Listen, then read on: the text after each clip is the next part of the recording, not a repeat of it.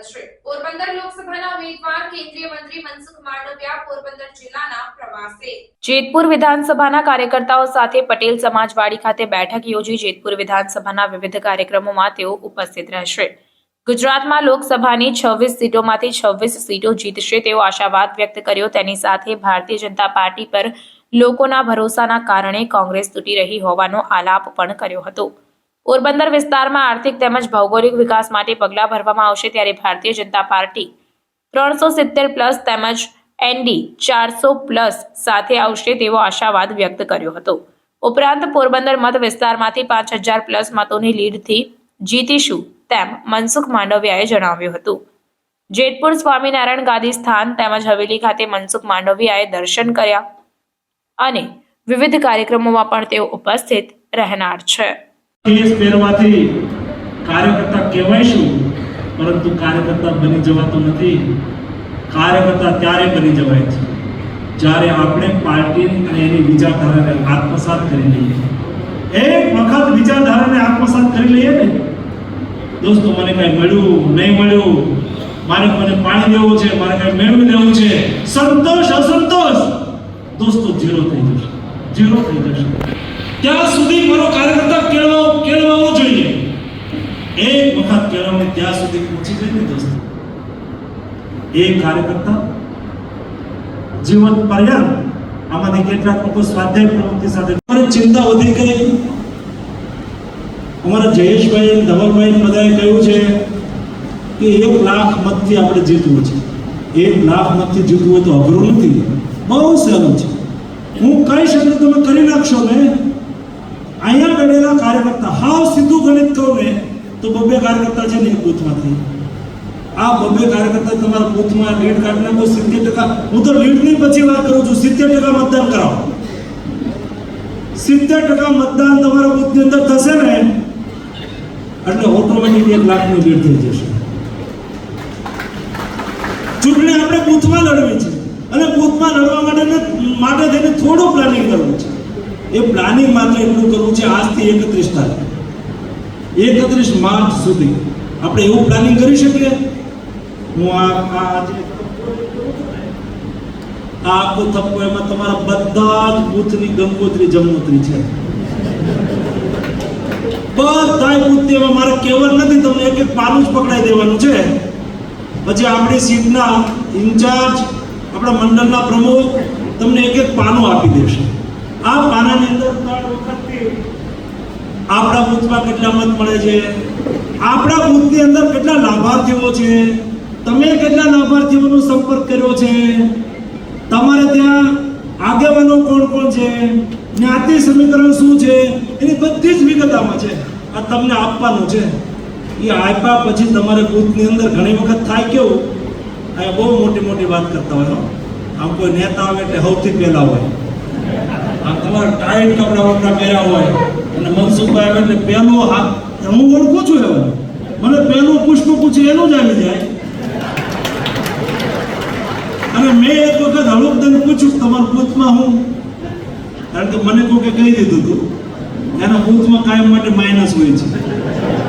દોસ્તો, કોઈ ભારતીય જનતા પાર્ટીનો કાર્યકર્તા એની ઓળખ એ પુષ્પગુચ્છમાં નથી, એની ઓળખ આગળ બેસી જવામાં નથી। દોસ્તો, ભાજપની કાર્યકર્તાની ઓળખ અને મારા જેવા કાર્યકર્તા માટે તો ખાસ મારા માટે મહત્વનો કાર્યકર્તા એ છે કે બૂથમાં કેટલો ઉગ્યો છે, એ બૂથની અંદર એનું પરફોર્મન્સ કેટલું છે। જે કાર્યકર્તા પોતાના બૂથની અંદર ઉગેલો હશે, જે કાર્યકર્તા પોતાના બૂથની અંદર મીટિંગ કરતો હશે, પોતાના બૂથની અંદર સૌથી વધારે મત મળે એના માટેનો પ્રયાસ કરતો હશે, અને કામ સહેલું છે। આખા તાલુકાનું કરવું હોય તો અઘરું છે, પણ પોતાના બૂથનું કામ કરવા માટે થઈને આ 31 તારીખ સુધી દોસ્તો લાભાર્થીઓને તમે મળવાનો કાર્યક્રમ મળો। દરેક જિલ્લા પંચાયત સીટના ઇન્ચાર્જને મારી વિનંતી છે, મંડળના અધ્યક્ષ થોડી ચિંતા કરે। જિલ્લા પંચાયત સીટના ઇન્ચાર્જ 3 દિવસ પ્રવાસ કરે, બૂથ સમિતિને જોઈ લે, બૂથ કમિટીની મીટિંગ બોલાવી લે, બૂથના પ્રમુખોએ ડબલ વખત આપણે હાથ ઊંચા કર્યા હતા, આમાં કેટલાક લોકો જોતો હતો। એ પાકું કરી લે હું કયા બૂથનો પ્રમુખ છું, જે બૂથના તમે પ્રમુખ છો એ બૂથની અંદર દોસ્તો એક મતદાર યાદી લઈને બેસજો. મારે તમને બહુ સહેલું કામ શીખવવું છે. મતદાર યાદી લઈને તમે બેસજો, 50 કાર્યકર્તાની સામે એકઠા કરજો અને એમાંથી પેલું પાનામાં 4 નામ વાંચશો ને એટલે સામે બેઠેલા કહેશે કે મારી શેરી છે. એની શેરીમાં 35 મત, એક પન્નામાં 35 મત હોય. લો ભાઈ, આ 35 મતની જવાબદારી તારી, તું આ પન્નાનો પ્રમુખ. એવી રીતે 20 પન્ના હોય, એક મતદાર યાદીની અંદર તો 20 ને પ્રમુખ બનાવી દીધા. સાચા પ્રમુખ ઈ છે. તમે અત્યારે મતદાર યાદીને જોઈને પ્રમુખ બનાવી દીધા છે ને, એ મને ખબર પડી જાય આમાંથી. મેં અનિલને કીધું મારે આ બધા રાદડિયા હોશિયાર બહુ છે. અનિલ એક રાદડિયા મારી ભેગો છે. એટલે એ આર્ટિફિશિયલ ઇન્ટેલિજન્સ લગાડીને આ બધું કરીને આમાં દબ્યું ને, મને તેમાં 90 વર્ષથી વધારે પોરબંદર લોકસભા સીટની અંદર 150 બૂથ પ્રમુખ એવા છે 90 વર્ષથી વધારે ઉંમરના છે. આવું હોય કે પણ છે. તમે જે મોકલ્યું છે ભર્યું છે એમાં છે. પછી એને મને કાઢી દીધું. આપણા વિસ્તારની અંદર મૃત્યુ થાય આપણે રજીસ્ટ્રેશન કરાવીએ ને, એ રજીસ્ટ્રેશનના ડેટાને આ ડેટા સાથે મેળવવા, પછી કોમ્પ્યુટરમાં આમ કરીને આમ કર્યું તો મને કહે છે હવા હો તો મરી ગયેલા છે. હા, તમને હું એટલા માટે કહું છું કે આ ફરીને કરવાનું છે આપણે. હવે આ વાંચું છે કે ખોટું વાત કહેજો તો હું અમીને પકડું. આમાં છે કે આગળ પાછળ બેઠો હશે.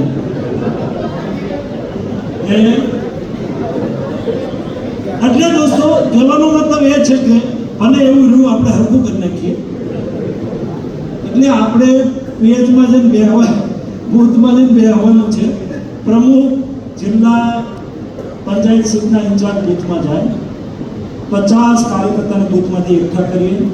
પેજ આ મેં મંડળના પ્રમુખ તરીકે કરેલું છે, તમે શીખવી. દોસ્તો, એક મીટિંગ કરશો ને તો ભાજપની અંદર કાર્યકર્તા કામ કરવા માટે તૈયાર છે. પરફેક્ટ કામ કરવું હોય તો એ કાર્યકર્તાને એક પન્નાનો એક પ્રમુખ બનાવી દેજો, પેજ સમિતિ બનાવી અને પરત આવી જજો. પહેલા 3 દિવસનો પ્રવાસ એ કરવો છે. દોસ્તો, બીજું 7 તારીખથી 7મી એપ્રિલથી જિલ્લા પંચાયત સીટ સહ ઉમેદવારનો પ્રવાસ આપણે કરવો છે. મારો જિલ્લા પંચાયત સીટનો પ્રવાસ ચાલુ થાય એ પહેલા એક વખત દરેક બૂથની અંદર 3 દિવસનો કાર્યક્રમ થયો. 3 દિવસ કાર્યકર્તાએ બૂથની અંદર પ્રવાસ કરવાનો છે. એટલે બીજી વખત થશે બૂથ સંપર્ક. એ વખતે આ 50 લોકોની કમિટીને બોલાવીને, 50 કાર્યકર્તાને બોલાવીને, 20 પેજ પ્રમુખોને બોલાવીને આપણે કહેવાનું છે કે તમે તમારા ઘર ઉપર ભાજપની ઝંડી લગાવો. દરેક કાર્યકર્તા એક બૂથની અંદર 50 ભારતીય જનતા પાર્ટીની ઝંડી લાગી જાય ને દોસ્તો, એ ગામનો માહોલ ભારતીય જનતા પાર્ટીમાં થઈ જશે, ભાજપમાં થઈ જશે. તમને એમ હશે કે ઝંડી લગાડવાથી શું ફાયદો? દોસ્તો, ઝંડીની અંદર એટલી મોટી તાકાત હોય છે, વાતાવરણ એટલી બધી અસર કરતું હોય છે, સાયકોલોજીકલ ગેમ છે. એક વખત 2009 ની અંદર લોકસભાની ચૂંટણીમાં લીંબડી વિધાનસભાના ધારાસભ્ય તરીકે સોમા ગાંડા હતા. એ સંસદની અંદર ચૂંટાઈ પોરબંદર લોકસભા સીટના ઉમેદવાર તરીકે મારા આજે બીજા દિવસના પ્રવાસ કાર્યક્રમ દરમિયાન મારે કેટલાય લોકોને મળવાનું થયું, જનસંપર્ક કરવાનો મને મોકો મળ્યો.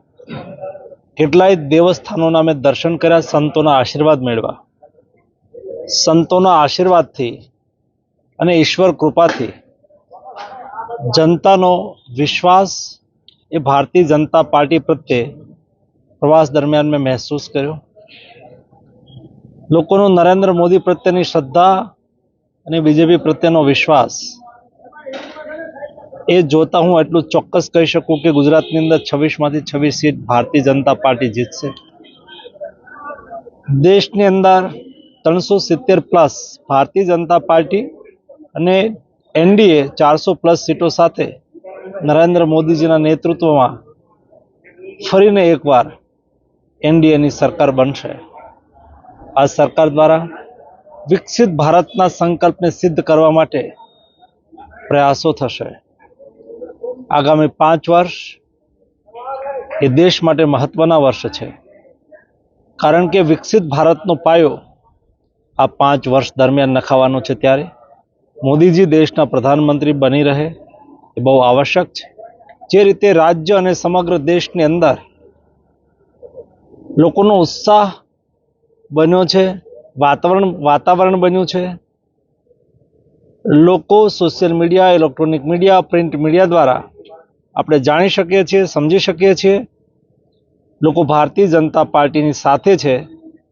તેથી ફરીને એકવાર મોદીજી દેશના प्रधानमंत्री बनसे ये निश्चित है. अन्य खबरों के लिए चैनल को सब्सक्राइब कीजिए। खबरों का नोटिफिकेशन पाने के लिए बेल आइकॉन को जरूर दबाएं।